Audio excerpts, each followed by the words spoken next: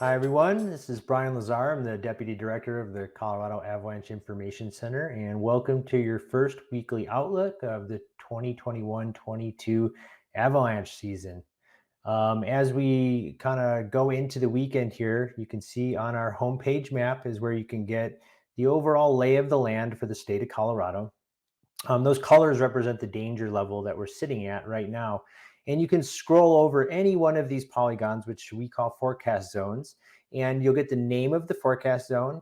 And then you'll get the avalanche danger rating, the icon, the signal word, and the number, along with some travel advice that comes directly out of the North American Avalanche Danger Scale. You can see that we have areas of moderate danger, which are indicated by the yellow polygons covering the northern part of the state. And the rest of the state is low danger or green. So that's level 1 of 5 and level 2 of 5. And that's what that number indicates.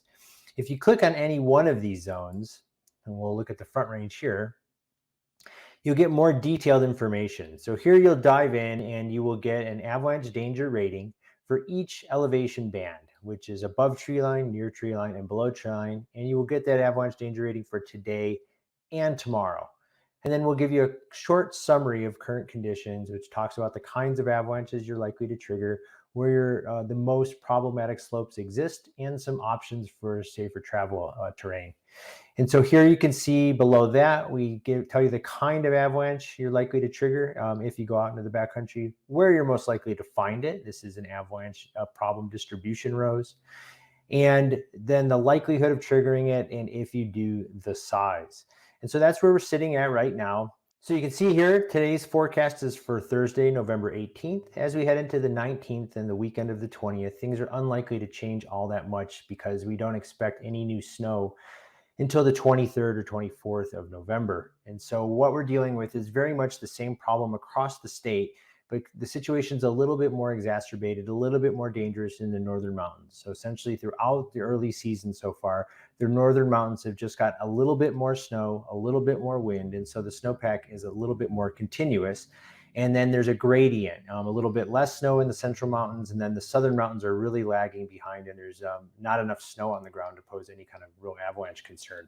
But where you do find continuous snow cover over the terrain, it's these aspects here. So it's slopes that face north, northeast, and east, and these near tree line and above tree line elevation bands. And this is where you're most likely to get into trouble. These are the slopes that have continuous stiff slabs from wind drifting over weak snow that developed from our first snowfalls in October. And so the problem in these early season conditions is the slopes that are most attractive for recreating on or sliding or riding on because they have the best coverage are also the most dangerous. So what you really want to look for right now is avoiding slopes steeper than about 30 or 35 degrees that have these stiff wind drifted slabs sitting below weak layers. If you see shooting cracks in the snow or hear audible whooping sounds, these are clear signs of a dangerous snowpack. And you can always find safer riding options on lower elevation slopes, more wind sheltered slopes without that stiff slab, or slopes less than about 30 degrees in steepness.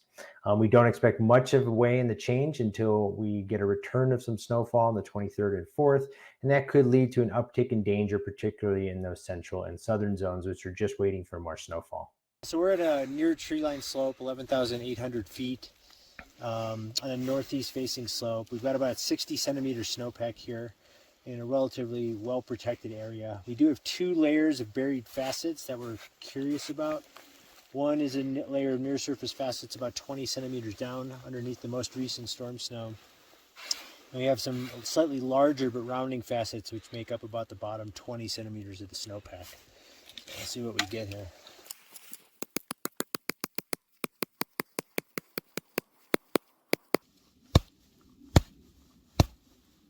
Collapse. One before it. Whole block? Yeah. So you can see we got a failure on the first layer of near surface facets, but the slab above it broke and did not communicate the failure across the column. Looks like we did get a failure at the top of the basal facets, which are notably not depth hoar, and showing some signs of strengthening. And you can see it took fairly heavy force to get that thing to break. But we'll see if it came. Yeah. So it did break across the whole column. So if you find one of these wind drifted pockets with a stiff enough wind drifted slab to communicate the failure, you're looking at an avalanche around 1.5 feet thick. which in the wrong piece of terrain could certainly ruin your day, or worse. This interface is probably going to be a problem for us for a little while just because of the nature of the facets. 3 millimeters in size, so although they're gaining some strength, they're not going to go away anytime soon. So our best bet for better stability is to bury this stuff as fast as we can and deep as we can. Hi, this is Jason with the Colorado Avalanche Information Center. We're out here on a northeast aspect in the Southern Gore Range, kind of near I-70, and we're just looking at some slopes that we'd avoid. We found a safe place here to dig a pit, found weak snow at the ground. We saw recent avalanches in our snow pit. We got an ECT to propagate, so we don't really need much more information. We're going to avoid wind-loaded slopes like that. So to stay up to date on current conditions, make sure to check the forecast anytime you head into the backcountry. You can check those at colorado.gov/avalanche. We put out fresh avalanche forecasts and twice daily mountain weather forecasts every day until the end of May. So colorado.gov/avalanche for current conditions. And if you're planning on recreating in the backcountry, make sure you carry the appropriate rescue gear, which at minimum is a beacon, shovel, and probe, and travel with a partner that knows how to use these things. And consider really getting some avalanche education so you know how to better read the forecast and then use and practice with that rescue gear. Thanks for tuning in to the weekly update. We'll be putting these out every Thursday throughout the avalanche season. This is Brian for the CAIC. Everyone have an enjoyable weekend and a nice holiday. Join us every morning on Mountain Mornings from 7 to 9, where we bring you the best of the mountains every morning. With insights from locals, the latest gear, activities, and weather, and unique stories from the high country. Jess, how are you doing? We're great, Eric. How are you? Mountain Mornings, every morning from 7 to 9, right here on Mountain TV.